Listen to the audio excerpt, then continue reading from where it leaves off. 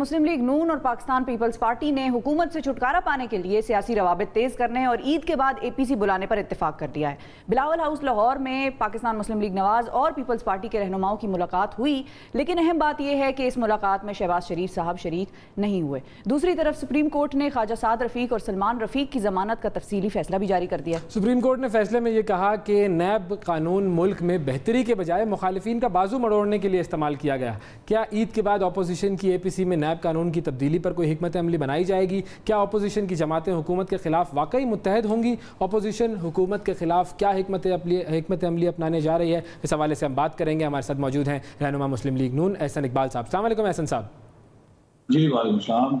एहसन साहब, सबसे पहले तो ये जो सुप्रीम कोर्ट का फैसला है, उस फैसले में कहा गया है कि नैब कानून को सियासी इंजीनियरिंग के लिए इस्तेमाल किया जाता है, तो हुकूमत पहले ही नैब कानून बदलने की पेशकश कर चुकी है, अपोजिशन उसको बदलने की कोशिश क्यों नहीं कर रही?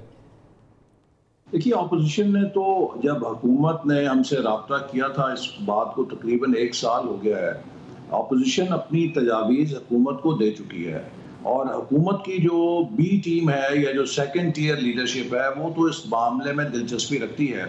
लेकिन जब भी उन्होंने इमरान खान साहब से ये बात की है तो उनकी ये तजवीज़ उन्होंने वीटो कर दी, क्योंकि इमरान खान साहब समझते हैं कि जो नैब का ब्लैक लॉ है वो उनको एक अनलिमिटेड पावर देता है, जिससे कि वो किसी वक्त भी अपने किसी मुखालिफ को, चाहे वो मीडिया से हो चाहे वो सियासत से हो, उसको अंदर कर सकते हैं, गिरफ्तार कर सकते हैं, उसका गला घूंट सकते हैं, आवाज़ दबा सकते हैं।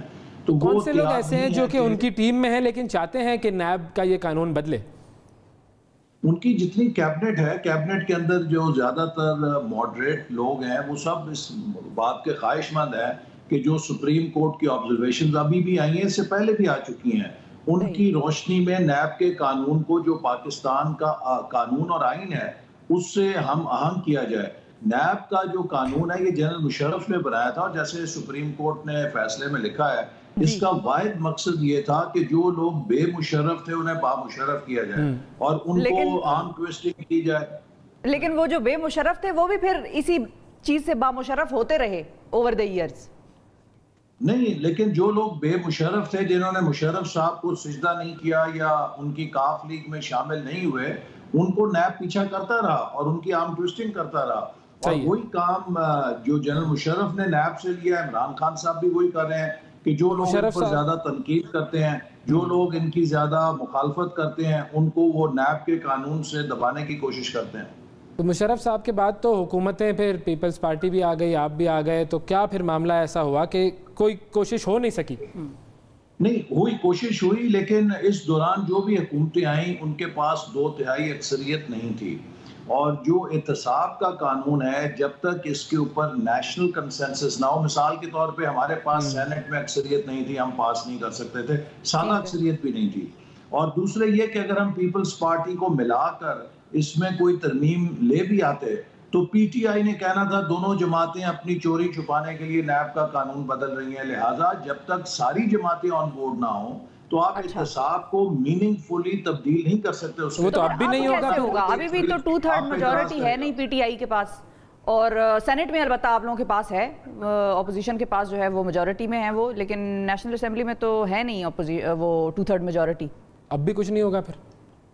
नहीं, तभी देखे ना, इसीलिए इसके ऊपर सियासत करने की बजाय एक इत्तफाक राय डेवलप करने की जरूरत है। इसमें मसला ये नहीं है कि आपने किसी को कोई रियायत देनी है, असल मसला ये है कि आपने लोगों की डिग्निटी और फंडामेंटल राइट्स को तस्लीम करना है। आपके ऊपर एक झूठा मुकदमा कायम कर दिया जाता है, आपका मीडिया ट्रायल होता है, हुकूमत के वजीर रोजाना आप पर कीचड़ उछालते हैं और इसके बाद पता ये चलता है कि वो मुकदमा ही कोई नहीं था। अब आप मुझे बताइए कि ख्वाजा साद रफीक और सलमान रफीक जो 8-9 महीने जेल में काट के आए हैं, इसका कौन जिम्मेदार है? सुप्रीम कोर्ट ने परखचे उड़ा दिए हैं नैब के इस सारे इकदाम के कि कोई उनके पास जवाज नहीं था, कोई दलील नहीं थी, केस नहीं बनता था, उनको महज इंतकामी बुनियादों के ऊपर गिरफ्तार किया गया। अब आप देखिए कितनी उनकी किरदार कुशी की गई। इसी तरह मेरे साथ ये हुआ, शायद खाकान अब्बासी साहब के साथ ये हुआ, हमारी सारी क़यादत के साथ ये हो रहा है, हमजा शहबाज साहब अंदर है उनके साथ ये हो रहा है कि आप केस कोई बना नहीं सकते, कोई आपके पास सबूत नहीं होता, महज आप इंतकामी कार्रवाइयों के लिए, लोगों की फैमिलीज होती हैं, लोगों की गुडविल होती है, आप उन पर कीचड़ उछालते हैं, किरदार कुशी करते हैं और उनको नुकसान होता है, जाहिर है इस चीज का। अच्छा एहसन साहब, अगर हुकूमत पीटीआई इस बात का फैसला कर लेती है कि वो नैब कवानीन में तरमीम करती हैं, तो फिर क्या आप लोग ये तो नहीं कहेंगे कि आप इन्होंने अपने मकासद के लिए इस चीज़ को बदल दिया? क्योंकि वो ये कहते हैं कि पिछली 2 हुकूमतों ने नहीं किया, अब हम अगर करेंगे तो वो भी आप लोगों की तरह ज़रा घबरा जाते हैं इस बात से। जिस तरह आपने कहा ना कि वो कहते कि दोनों पार्टियां आपस में मिल गई, तो इसी तरह वो कहते हैं कि आप लोग कहेंगे कि हमने तो नहीं किया था, अब देखो इन्होंने आके बदल दिया, तो इनमें कोई खोट है? नहीं, देखिए, हमने तो उनको जो तजावीज़ हैं वो दी हुई हैं और हम अपोजिशन की तजावीज़ ऑन टेबल हैं और हमने कोई रियायत नहीं मांगी। हम तो ये कह रहे हैं कि नैब के कानून को पाकिस्तान के कानून से हम आहंग करें और इसके अंदर जो ब्लैक क्लॉजेज हैं वो ख़त्म करें। मिसाल के तौर पे अगर कोई शख्स कितना बड़ा जुर्म करे, 10, 20, 50 बंदों को कत्ल कर दे, दहशतगर्दी कर दे, उसके लिए 14 दिन का रिमांड है और नैब के कानून के तहत 90 दिन का रिमांड है। नो क्वेश्चन आस्क्ड, आप जमानत नहीं करा सकते, चाहे वो झूठा केस बाद में साबित हो। जैसे हम सब जेलों से निकले हैं, नैब के पास कोई आप लोगों का क्या कहना है कि दोनों रिमांड 14 दिन के हो जाएं या दोनों रिमांड 90 दिन के हो जाएं? किसके? आपका क्या कहना है कि दोनों रिमांड 90 दिन के हो जाएं या दोनों 14 दिन के हो जाएं? जो पाकिस्तान की सीआरपीसी के अंदर लिखा गया है कि एक मुजरिम जिसको आप या मुलजिम कहते हैं, उसके लिए 14 दिन का रिमांड होता है। आप वो कीजिए, उसमें तफ्तीश कीजिए, उसके बाद उसको हक दीजिए कि वो अपनी जमानत के लिए अदालत में अप्लाई कर सके।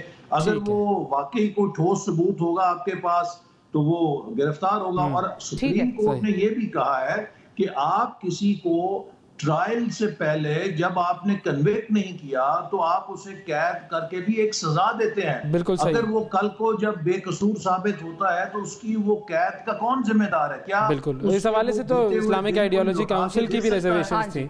बिल्कुल। अच्छा, मैं अब एपीसी पर आना चाहूँगा कि ये जो एपीसी की एक बार फिर तारीख दे दी गई है कि अब ईद उल अज़हा के बाद होगी, ऐसा क्या हो जाएगा इस एपीसी में और ऐसा क्या कर लेंगे आप लोग जो पिछली एपीसीज में नहीं हो सका था? देखिए, एक जो क्वालिटेटिव डिफरेंस हो गया है वो ये है कि जब मौलाना फजलुर रहमान साहब ने भी आज़ादी मार्च किया था तो अपोजिशन की जमातों में कुछ इख्तलाफ था टाइमिंग के ऊपर कि क्या ये राइट टाइम है या 2-4 महीने ठहर के करना चाहिए। इस हुकूमत को हम कहीं प्री मैच्योरली तो हिट नहीं कर रहे कि ये मजलूम बन जाए। तो डिफरेंट अपोजिशन पार्टीज के अंदर एक टाइमिंग के ऊपर इख्तलाफ था, लेकिन अब मैं समझता हूँ कि तमाम अपोजिशन पार्टीज मुत्तफिक हैं, किसी में कोई इख्तलाफ नहीं कि इस हुकूमत का एक एक दिन कौम पर भारी पड़ रहा है। तो और अगर क्या होगा इस हुकूमत जी इस दफा का तरीकाकार क्या होगा? वही धरना होगा, उसी किस्म का आज़ादी मार्च होगा? एपीसी के अंदर मुख्तलिफ तजावीज़ ज़ेरे गौर आएंगी कि तमाम अपोजिशन जमातें मिलकर किस तरीके से अपना वजन, अपना दबाव इस्तेमाल कर सकती हैं ताकि हम मुल्क के अंदर एक जमहूरी तब्दीली लाने के लिए हालात को ज़्यादा साजगार कर सकें और तेज़ कर सकें। सही। अच्छा, फजलुर रहमान साहब की क्या तजवीज़ है? देखिए ना, अब ये चीज़ें तो हम ज़रा प्री मैच्योरली डिस्कस नहीं करनी चाहिए क्योंकि एपीसी के मौज़ूआत हैं। एक कमेटी बनाई गई है, सीनियर जो लीडरशिप है उसकी जो कोऑर्डिनेशन कमेटी, उसका इस हफ्ते इजलास होगा जिसमें हम सिफारिशात और जो मुमकिन ऑप्शंस हैं उनके ऊपर गौर करेंगे।